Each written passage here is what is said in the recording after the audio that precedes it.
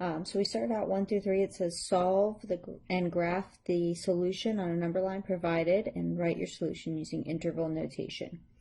So you see they give us an inequality here. And remember what we need to do is solve for x. So we're going to just start with basic order of operations. I'm going to work left to right. So I'm going to start with this 3 and distribute it in here to both of these in the parentheses, only what's in the parentheses. So I get 3x minus 15 plus 2 is less than or equal to 5x, and now again I have another set of parentheses, and this one just has a minus out front.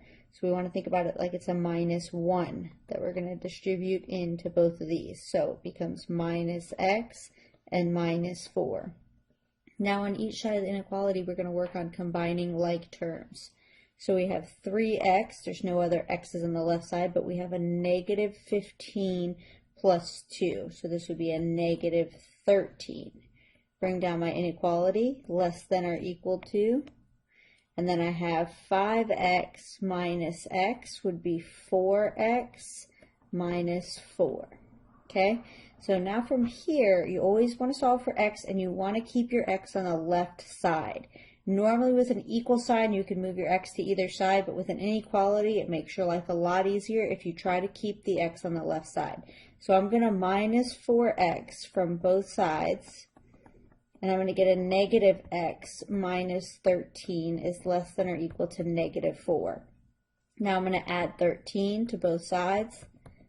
Okay, so I get a negative x is less than or equal to a positive 9, negative 4 plus 13. So now I cannot end with a negative x, so I do need to go ahead and divide by this negative 1. And remember, if you multiply or divide by a negative, my inequality should flip. So it should become greater than or equal to negative 9. Please make sure that you're paying attention to that. That's where a lot of people will make a mistake. Again, if you wound up with your x on the other side, that would also be confusing, right? If you had something like this, that's a little bit harder to graph. So we don't want to do that. We want to try to keep our x on the left side.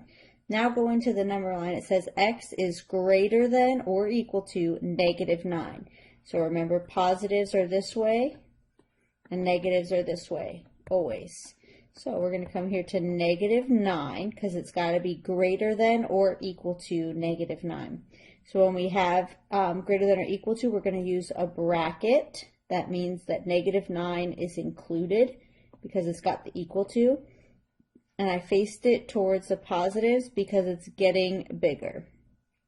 And my graph would look something like this, because x has got to be greater than or equal to negative 9.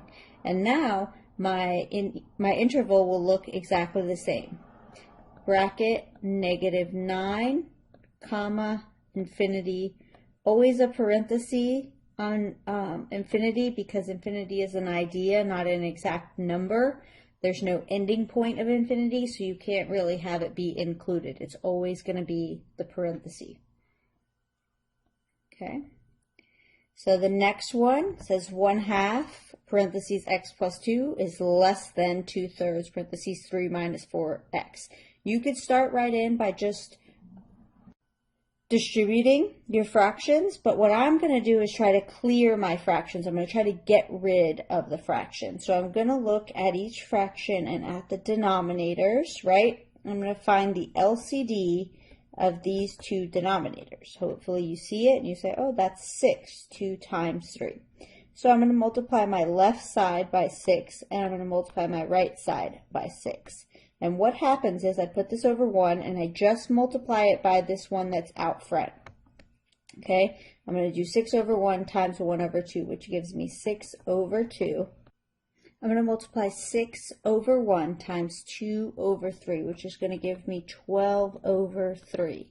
I'm not going to multiply into my parentheses yet, because when I distribute, then I will multiply that 6 through. That 6 will get multiplied through. So now I'm going to simplify. 6 divided by 2 is 3 times x plus 2 is less than 4 times 3 minus 4x. And now I don't have to deal with the fractions. I can just deal with whole numbers. So I'm going to distribute my 3 into both pieces here, right? I get 3x plus 6 is less than 12 minus 16x. Again, I want to make sure I'm moving my x's to the left side always with inequalities. So plus 16x plus 16x gives me 19x plus 6 is less than 12 minus 6 from both sides. So I get 19x is less than 6, divide by 19. So x is less than 6 over 19, and 19 is prime, so there's nothing gonna go into those two. We don't flip our inequality because we did not divide or multiply by a negative. So now for graphing purposes, we know that this is positive, right? 6 over 19 is positive, so it's gonna be on this side. Okay, but let's say we put 1 right here because this number is less than 1. And what I would recommend doing is dividing this. 6 divided by 19 gives you 0.3157, blah, blah, blah. It keeps going. But this gives you an idea of where it is. So it's 0.3 on the number line, right? So I'm going to put it, it's less than half, but more than a quarter. So I'm going to put it right here. And I'm going to write it as 6 over 19, though we don't want to go to the decimal. The decimal just gives us an idea of what this number represents.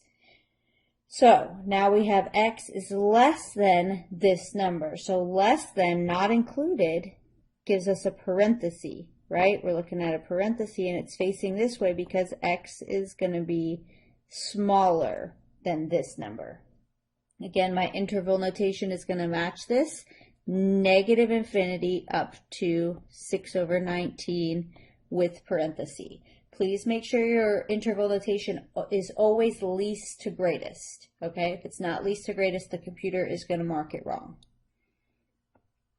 All right, so the last one is a double inequality for this one. And we're going to take, what we're going to do is anytime we decide to do something, move something, like our first thing we should do is add 4.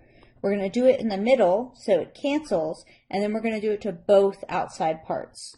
So we're going to do plus 4 here and plus 4 here. Negative 5 plus 4 gives me a negative 1 is less than or equal to 2x is what's left in the middle, is less than or equal to 2 plus 4 is 6. So please make sure you're carrying that through to all the parts. Now we're going to divide by 2. Again, divide the left side by 2, divide the right side by 2.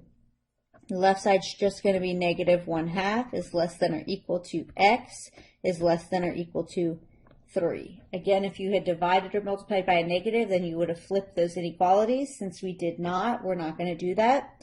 And now we're going to graph it. We're going to say 1, 2, 3. Please make sure you always mark your graphs if you're hand drawing it. And then we have negative 1 here. So we're looking at less than or equal to, which means we want a bracket at a negative 1/2 and a bracket at 3. And these are facing each other because what this inequality says is that it's in between these two parts. It's x is greater than a negative 1/2, but it's less than 3. And your interval notation should look exactly like your graph. So it should be negative 1/2 to 3, both included, just like it did on my graph.